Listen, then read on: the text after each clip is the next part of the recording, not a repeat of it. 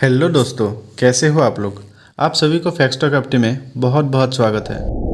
आज हम बात करेंगे इंडिया की डेवलपमेंट के बारे में। यहाँ हम लोग डिस्कस करेंगे कि क्या क्या फैक्टर्स है जो एक कंट्री का डेवलपमेंट के लिए बहुत ही ज़रूरी है और इंडिया की क्या ऐसी मेजर इश्यूज है जिसका वजह से इंडिया अभी तक डेवलप्ड कंट्री नहीं बन पाया है। आइए हम लोग इस वीडियो का थ्रू इस विषय पर डिस्कशन करते हैं।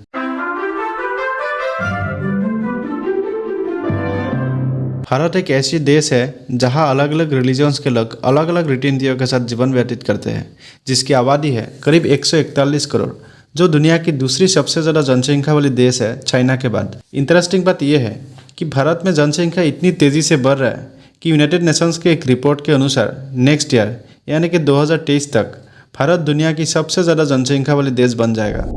भारत को दुनिया का सबसे बड़ा लोकतांत्रिक देश माना जाता है, जहां इतनी बड़ी जनसंख्या ने अपनी विचार के अनुसार अलग अलग पार्टी के नेता चुनते हैं देश को शासन करने के लिए। और यहाँ विपक्ष पार्टी का भी नेता होते हैं जो सरकार है यानी कि रूलिंग पार्टी ने लिया हुआ कोई गलत कदम पर सवाल उठा सके। कोई भी एक कंट्री का इकोनॉमिक ग्रोथ के लिए कुछ फैक्टर्स का ऊपर डिपेंड करता है, जैसे कि natural resources, capital expenditure, foreign capital investment, human resource development, political factors. आइए हम लोग इस फैक्टर्स का ऊपर डिस्कशन करते हैं। Natural resources.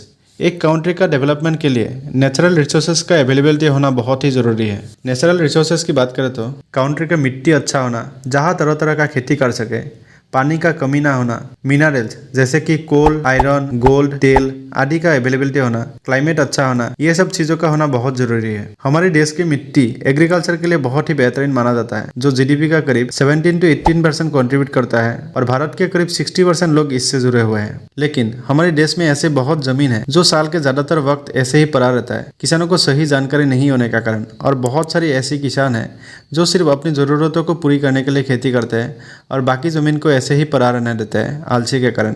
इसीलिए किसानों के बीच में अवेयरनेस लाना बहुत ज़रूरी है और प्रोडक्टिविटी बढ़ाने के लिए खेती करने का नया नया तरीका सिखाना चाहिए सरकार को, जिससे वो प्रोडक्टिविटी बढ़ा सके।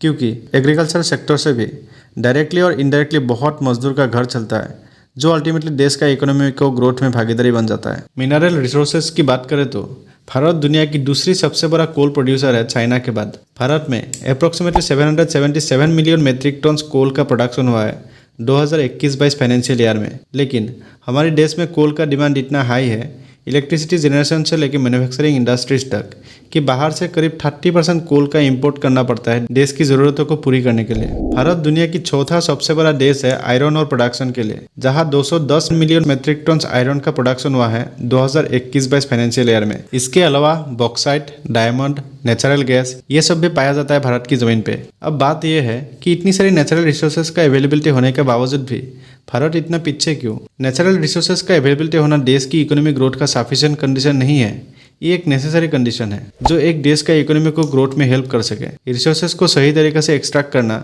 और इसको सही तरीके से यूटिलाइज करना मैन्युफैक्चरिंग और प्रोडक्टिविटी पर्पस के लिए ये बहुत ज़रूरी है। फॉर एग्जाम्पल जापान की बात करें तो जापान एक आइलैंड कंट्री है पैसिफिक ओशियन के बीचों बीच। यहाँ घने जंगल के अलावा मेजर नेचुरल रिसोर्सेज जैसे कि नेचुरल गैस, कोल, ऑयल ये सब कुछ नहीं पाया जाता है।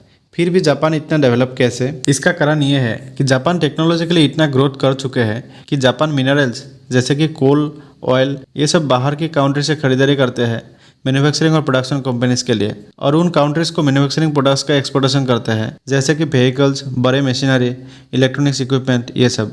ऐसे ही जापानीज ने अपना कंट्रीज का इकोनॉमी को ग्रोथ करते हैं। नेक्स्ट आता है कैपिटल एक्सपेंडिचर की बात। कैपिटल एक्सपेंडिचर देश का इकोनॉमिक ग्रोथ के लिए मेजर रोल प्ले करता है। सिर्फ नेचुरल रिसोर्सेज का अवेलेबिलिटी होना देश का इकोनॉमिक ग्रोथ के लिए काफ़ी नहीं है। इसको सही तरीके से यूज़ करके प्रोडक्शन और मैन्युफैक्चरिंग इंडस्ट्रीज को ग्रोथ करना, टेक्नोलॉजिकली एडवांस्ड मशीनरी और इक्विपमेंट खरीदना जो इंडस्ट्रीज का प्रोडक्टिविटी बढ़ा सके, ये सब टेक्निक्स का इस्तेमाल करना बहुत ज़रूरी है, जिसका वजह से नया नया एम्प्लॉयमेंट का भी जनरेट होता है और इकोनॉमी को भी ग्रोथ मिलता है। और सिर्फ प्रोडक्टिविटी के ऊपर ध्यान देने से ही नहीं होता है, इसको सही तरीके से मार्केटिंग करना भी बहुत ज़रूरी है, जहाँ से फाइनली पैसा का जनरेट होता है। मैन्युफैक्चर्ड प्रोडक्ट्स का ट्रांसपोर्टेशन के लिए अच्छा रोड्स का निर्माण करना, ब्रिज, रेलवे, पोर्ट्स का डेवलपमेंट करना ये भी बहुत इंपॉर्टेंट है, जो देश में बना हुआ सामान को एक जगह से दूसरी जगह में ट्रांसपोर्टेशन कर सके, जिससे अल्टीमेटली देश का जीडीपी ग्रोथ होता है। लेकिन आपने तो देखा ही होगा इंडिया की रोड्स और ब्रिजेस की हालत इतनी खराब है करप्शन की वजह से, जिसके लिए ट्रांसपोर्टेशन में भी बहुत टाइम लग जाता है सामान एक जगह से दूसरी जगह पहुंचने में। बिजनेस स्टैंडर्ड की एक रिपोर्ट के अनुसार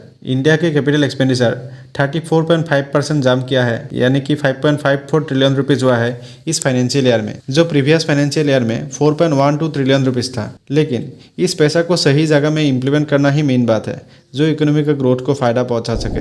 नेक्स्ट है फॉरेन कैपिटल इन्वेस्टमेंट, जिसको हम लोग FDI यानी कि फॉरेन डायरेक्ट इन्वेस्टमेंट भी कहते हैं। डेवलपिंग कंट्री जैसे इंडिया में टेक्नोलॉजी और मैनेजमेंट ये दोनों ही बहुत वीक है, जिसका वजह से कंपनी का ग्रोथ में कमी दिखाई देती है। अगर कोई फॉरेन कंपनी इंडियन कंपनी में इन्वेस्ट करते हैं शेयर खरीद के, तो वो इंडियन कंपनीज का हिस्सा बन जाता है और मैनेजमेंट का डिसीजन में भाग ले सकता है, जहां वो नया नया टेक्नोलॉजी के बारे में आइडिया दे सकता है, जिसका वजह से कंपनी का प्रोडक्टिविटी बढ़ जाता है और कंपनी को ग्रोथ मिलती है।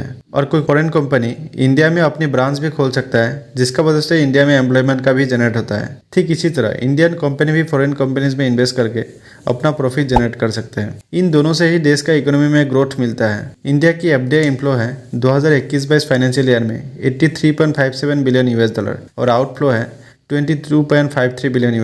FDI इनफ्लो मतलब फॉरेन कंपनीज इंडियन कंपनी में इन्वेस्ट करना और आउटफ्लो मतलब इंडियन कंपनी फॉरेन कंपनीज में इन्वेस्ट करना। जितना ज़्यादा इनफ्लो बढ़ेगा उतना ही ज़्यादा देश का इकोनॉमी में ग्रोथ मिलेगा। नेक्स्ट आते हैं ह्यूमन रिसोर्स डेवलपमेंट में। ह्यूमन रिसोर्स डेवलपमेंट की बात करें तो इंडिया इसमें बहुत पीछे है। Startup India, skill India government का कुछ अच्छा इनिशिएटिव है, लेकिन अच्छी शिक्षा के बिना ये सब संभव नहीं है। इंडिया की लिटरेसी रेट है 77%, लेकिन शिक्षा अच्छा नहीं होने का कारण स्किल डेवलपमेंट नहीं होता है और स्टूडेंट्स को इंडस्ट्री से रिलेटेड नॉलेज नहीं मिलता है, जिससे स्किल्ड वर्कर्स का जनरेट नहीं हो पाता है। देश का इकोनॉमी को आगे लेके जाने के लिए अच्छी एजुकेशन और हेल्थ का होना बहुत इंपॉर्टेंट है। अच्छी एजुकेशन से ना सिर्फ स्किल्ड वर्कर्स ने कंपनी का प्रोडक्टिविटी बढ़ाता है, वो इनकम की अलग अलग सोर्स भी जनरेट कर सकते हैं, जिसका वजह से देश का इकोनॉमी को ग्रोथ मिलती है। इंडिया का शिक्षा व्यवस्था ऐसी है, स्टूडेंट्स सिर्फ मार्क्स का पीछे भागते रहता है। अच्छी क्वालिटी शिक्षा नहीं दिया जाता है, सिर्फ क्वांटिटी पर ध्यान दिया जाता है, जिससे टेक्नोलॉजिकली स्ट्रॉन्ग लेबर जनरेट नहीं हो पाता है। और जो अच्छी शिक्षा वाले इंस्टीट्यूशन है, IITs, NITs, IIMs, उन स्टूडेंट्स को सिर्फ बाहर कंट्री जैसे कि USA जाने के लिए मोटिवेट किया जाता है, जहां ज्यादा पैसा अर्न कर सकता है, जिसका वजह से इंडिया का बहुत लॉस हो जाता है। एक रिसर्च के अनुसार देश का इकोनॉमी ग्रोथ के लिए कोई भी कंट्री का अच्छी शिक्षा व्यवस्था होना बहुत जरूरी है, जो स्किलफुल और नॉलेजेबल वर्कर्स का जनरेट कर सके और कंपनीज का प्रोडक्शन को बढ़ा सके, जिससे अल्टीमेटली देश का इकोनॉमी में ग्रोथ मिलती है। हेल्थ सेक्टर मजबूत होना एक डेवलप्ड कंट्रीज का हिस्सा होता है। देश की कोने कोने तक अच्छे मेडिकल फैसिलिटीज होना बहुत जरूरी है, जो लोगों की लाइफ स्पैन को बढ़ा सके और मोर्टेलिटी रेट को कम कर सके। भारत दुनिया की 195 कंट्रीज में से 154 नंबर पर है हेल्थ केयर डेवलपमेंट में। इंडिया की इन्फेंट मोर्टेलिटी रेट है 30 पर 1000 बर्थ, यानी कि हर 1000 बच्चों में से 30 बच्चों का मौत हो जाता है। जो डेवलप्ड कंट्रीज होता है उनका ये वैल्यू 10 से कम रहता है। और इंडिया की जो एवरेज लाइफ स्पैन है वो 68 ईयर्स है, जो डेवलप्ड कंट्रीज का लाइफ स्पैन 80 ईयर्स से ज़्यादा होता है। ये रेट मेल और फीमेल्स का अलग अलग होता है, मेल्स का थोड़ा ज़्यादा होता है फीमेल का कंपैरेटिवली। रिसर्च एंड डेवलपमेंट पर इन्वेस्ट करना और उसको सही तरीके से इस्तेमाल करना एक कंट्री का बहुत अच्छा इन्वेस्टमेंट होता है। इंडिया का 2021-22 फाइनेंशियल ईयर में R&D में इन्वेस्टमेंट है करीब 35 ट्रिलियन रुपीज, जो GDP का 15 से 16% है। अच्छी R&D से एग्रीकल्चर सेक्टर को भी फायदा मिलता है कि कैसे किसान अपना प्रोडक्टिविटी बढ़ा सकते हैं और नया टेक्नोलॉजी का इनोवेशन करना, एग्जिस्टिंग टेक्नोलॉजी को अपग्रेड करना, जो एक कंपनी का मैन्युफैक्चरिंग पावर को बढ़ा सके। ये सब चीज़ों का ऊपर रिसर्च करना भी बहुत ज़रूरी है। जो डेवलप्ड कंट्रीज़ है उसको R&D में ज़्यादा इन्वेस्ट करने का ज़रूरत नहीं है, क्योंकि वो ऑलरेडी डेवलप कर चुके हैं।